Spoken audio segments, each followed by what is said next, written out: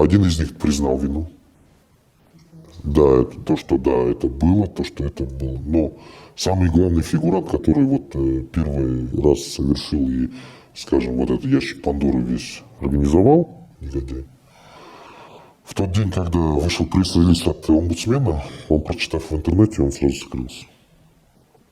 То есть на тот день, когда начали следственные действия, нам донесли то, что его нигде нет. Ну, то есть это получается как?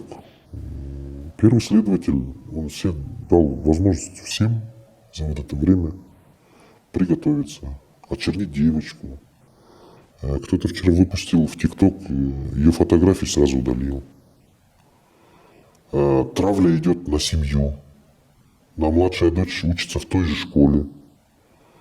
Один из подозреваемых, родной младший брат, учится тоже в этой школе, где распускают слухи.